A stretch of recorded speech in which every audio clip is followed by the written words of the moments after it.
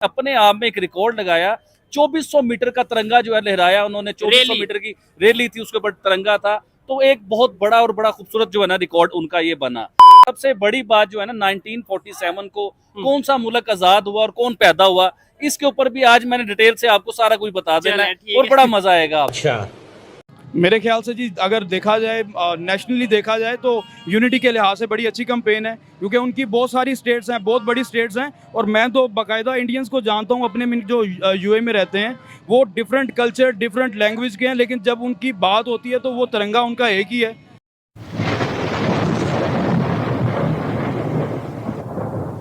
नमस्कार दोस्तों, क्या हाल है। होप करता हूँ कि आप ठीक होंगे और स्वागत करता हूँ आपका हिंदुस्तान डॉट में। तो दोस्तों, हर साल 15 अगस्त से पहले इंडिया हर घर तिरंगा अभियान पूरे देश में चलाते हैं। तो इस साल कश्मीर में भी लोगों ने हर घर तिरंगा लगाया और इंडिया का सबसे बड़ा झंडा कश्मीर में लहराया।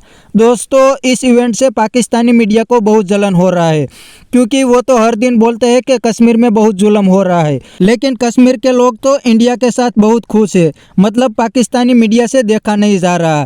तो दोस्तों, वीडियो में आगे देखते हैं पाकिस्तानी पब्लिक के रिएक्शन। अगर आप नए हैं तो चैनल को सब्सक्राइब कर लीजिए और वीडियो को अंत तक देखें। अच्छा, सबसे बड़ी बात जो है ना 1947 को कौन सा मुल्क आजाद हुआ और कौन पैदा हुआ, इसके ऊपर भी आज मैंने डिटेल से आपको सारा कुछ बता देना है और बड़ा मजा आएगा आपको। अच्छा, दूसरी बात ये इंडिया साइड कश्मीर की मैं आपको बात बताना चाहूंगा कि आज 15 अगस्त है, उधर जो है आजादी मनाई गई। और सबसे बड़ा रिकॉर्ड जो उन्होंने अपने आप में एक रिकॉर्ड लगाया, 2400 मीटर का तिरंगा जो है लहराया उन्होंने। 2400 मीटर की रैली थी, उसके ऊपर तिरंगा था। तो एक बहुत बड़ा और बड़ा खूबसूरत जो है ना रिकॉर्ड उनका ये बना। अच्छा, मैं पाकिस्तानी कश्मीर में बताना चाहूंगा, देखें एक दिन पहले पाकिस्तानी कश्मीर में भी आजादी हुई, उधर भी आजादी मनाई गई उनके मतलब तरीके से जो भी था। मैं इधर कंपेयर ये करना चाहूंगा, देखें जो साहब हमारे यहाँ कश्मीर में एक आजाद कश्मीर का अपना झंडा है और एक पाकिस्तान का झंडा लहराया जाता है उधर। और हिंदुस्तान में सिर्फ एक ही झंडा है और वही उनके कश्मीर में लहराया जाता है, वही उनके हिंदुस्तान में लहराया जाता है। अब मैं पूछना ये चाहूंगा कि हमारे साइड कश्मीर पे वो एक झंडे से आजादी मनाएंगे या दो झंडे से आजादी मनाएंगे, या उन्होंने कैसे मनाई है वो भी आपके सामने है, हम सब ने देखा है। लेकिन बात ये करना चाहूंगा चोई साहब कि हम अपने मीडिया पे देख रहा था, बड़ा मैंने इस चीज पे गौर किया कि वो कहते हैं कि हम लोग आजाद होने के बावजूद भी आजाद नहीं हुए। 70 साल हो चुके हम लोग आजाद नहीं हुए। ये बहुत बड़ा सवालिया निशान है चोल साहब, इस पे गौर करने की बात है। और ये हमारे मेन स्ट्रीम मीडिया के सीनियर जर्नलिस्ट ये बातें कर रहे थे। पाकिस्तान 70 साल गुजर जाने के बावजूद भी आजाद नहीं हुए। माइंडली तौर पे आजाद नहीं हुए, हम मायशी तौर पे आजाद नहीं हुए, हम गुर्बत के तौर पे आजाद नहीं हुए। अब देखें हमारे साथ नेबर जो है इंडिया, उन्होंने 77 साल में सिर्फ अचीवमेंट की है, उन्होंने कामयाबी की है, वो अपने आप को कामयाब किया है लेवल पे ले। अभी आप प्राइम मिनिस्टर नरेंद्र मोदी साहब की जो एक स्पीच थी वो भी एक रिकॉर्ड बन गया है कि इंडिया की हिस्ट्री में कोई प्राइम मिनिस्टर ने इतनी लंबी स्पीच की। और इतनी अच्छा, इससे पहले जो रिकॉर्ड था ना लंबी स्पीच का, ये भी नरेंद्र मोदी साहब का रिकॉर्ड था। उन्होंने अपना ही रिकॉर्ड तोड़ा और बहुत बड़ी स्पीच की उन्होंने। इतना लॉन्ग खड़े होकर लाइव स्पीच करना ये भी कोई छोटी बात नहीं। लेकिन उसमें मैंने भी वो स्पीच सुनी थी, थोड़ी बहुत सुनी है, ज्यादा नहीं, सारी पूरी नहीं सुनी। उसमें एक चीज उन्होंने स्टेटमेंट दी है अपने अल्फाज में, जो कि मैं अपनी वर्डिंग में भी बता रहा हूँ। उन्होंने बोला कि दुनिया के किसी कंट्री को इंडिया से घबराने की जरूरत नहीं है, कि हम जितनी भी डेवलपमेंट कर ले किसी का नुकसान नहीं करेंगे। करता हूँ आपको, ये जो कल स्पीच जो आज स्पीच हुई है नरेंद्र मोदी साहब की, इसमें तो उन्होंने जो बातें की, ये तो मैंने भी काफी बातें आपके साथ करनी है। लेकिन इससे पहले जो उन्होंने स्पीच की थी, उन्होंने ये कहा था कि मैंने अपनी 10 साल का 15 साल का जो टेन्योर है, इसके बीच में हिंदुस्तान को जंग नहीं दी, जंग नहीं दिखाई, अपने हिंदुस्तान को जंग में नहीं धकेला मैंने। देखे जो साहब, दुनिया में कोई भी पावरफुल वज़ीर-ए-आज़म होता है ना, जो 10 साल 15 साल का टेन्योर करता है, वो अपने आप में कुछ बन जाता है और वो दुनिया से जंगें लड़ता है। आज जो उन्होंने स्पीच की, आज की स्पीच में उन्होंने ये कहा कि इंडिया नो डाउट के तरक्की कर रहा है, पूरी दुनिया में नजर आ रहा है कि हिंदुस्तान बहुत आगे जा रहा है। लेकिन उससे हमारे नेबर्स को या पूरी दुनिया को इस चीज को लेकर परेशान होने की जरूरत नहीं है कि हम जंग करेंगे किसी मुल्क के साथ या जंग को बीच में लेके आएंगे।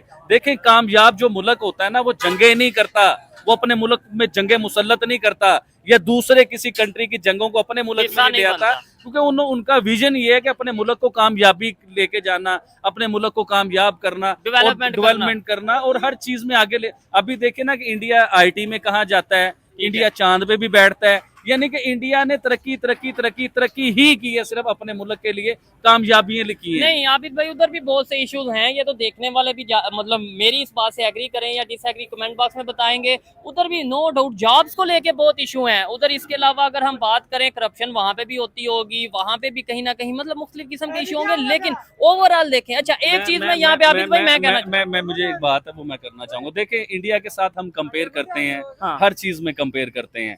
देखें कंपैरिजन तो मैंने पहले भी बताया था कि हमारा उनके साथ बनता नहीं है। ठीक है, नो डाउट वो इकोनॉमी में हम लोगों से बहुत आगे हैं, ठीक है, नो डाउट वो तरक्की में हम लोगों से बहुत आगे हैं, नो डाउट के वो आईटी में हम लोगों से बहुत आगे हैं, नो डाउट के इलेक्ट्रिसिटी में हम लोगों से बहुत आगे हैं, नो डाउट के किस गाड़ियों में, मोबाइल में, ईच एंड एवरीथिंग, किसी भी चीज में देख लें वो हम लोगों से बहुत आगे हैं। लेकिन हम लोगों को भी कुछ ख्याल करना चाहिए। हम लोगों को चले इंडिया से इखलाकियात तो सीखनी चाहिए, मैनर्स में तो कम मैनर सीखने चाहिए, इखलाकियात सीखनी चाहिए। ठीक है। और अभी अभी आप ये बात करेंगे कि जी वो इकोनॉमी में हमसे आगे है इसलिए उन्हें शऊर हमसे ज्यादा है। भाई इखलाकियात इंसान के अंदर होती है, शऊर इंसान के अंदर होता है। अभी आप देखेंगे पाकिस्तान में 14 अगस्त जो सेलिब्रेट हो रहा था, केक के साथ क्या हुआ है? आप बताएंगे केक के साथ क्या किया है? हम पाकिस्तान में क्या मतलब किया? 14 अगस्त वाले दिन जो एक सेलिब्रेशन के तौर पे केक काटा गया, सेरेमनी हुई, उस पे पाकिस्तानी मतलब जो पब्लिक थी, आम पब्लिक थी, वो इस तरीके से टूट पड़ी कि शायद कोई जानवर भी खाना ऐसे नहीं खाता। वो वीडियो साथ हम क्लिप थोड़ा सा लगाएंगे, देख के बड़ा अफसोस हुआ।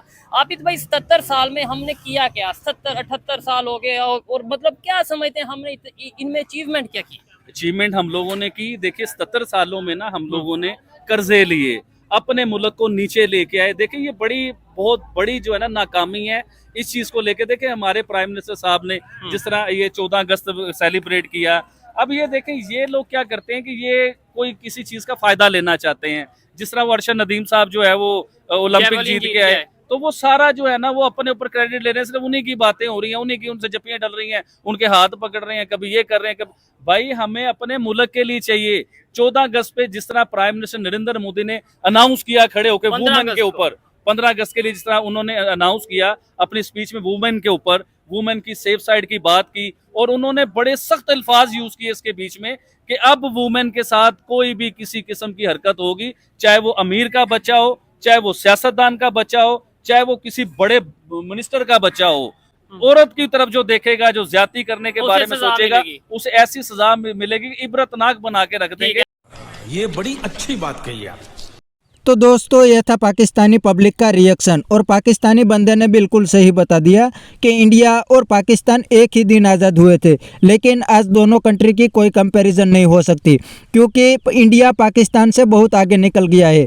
इवन बांग्लादेश भी पाकिस्तान से ही अलग हुआ था, लेकिन आज बांग्लादेश के साथ भी पाकिस्तान की कंपैरिजन नहीं हो सकती। और इंडिया तो हर सेक्टर में पाकिस्तान से बहुत आगे है, किसी भी सेक्टर में इंडिया के साथ पाकिस्तान की कंपैरिजन नहीं हो सकती। इंडिया का सिर्फ आईटी एक्सपोर्ट $150 बिलियन से ज़्यादा है और पाकिस्तान का टोटल एक्सपोर्ट $30 बिलियन भी नहीं है। और इस पाकिस्तानी बंदे ने कश्मीर के बारे में भी बिल्कुल सही बता दिया कि कश्मीरी लोग इंडिया के साथ रहना चाहता है क्योंकि पाकिस्तान तो भिखारी है, पाकिस्तानी क्या कश्मीरी को देगा। और अगर पाकिस्तान ऐसे ही चलता रहा तो पाकिस्तान थोड़े सालों में ख़त्म हो जाएगा। तो दोस्तों आज के वीडियो में इतना ही। ये था पाकिस्तानी मीडिया का रिएक्शन। अगर आपको ये वीडियो पसंद आया है तो वीडियो को लाइक शेयर कर दीजिए और चैनल को सब्सक्राइब करना मत भूलिए। थैंक यू, मिलते हैं नेक्स्ट वीडियो में।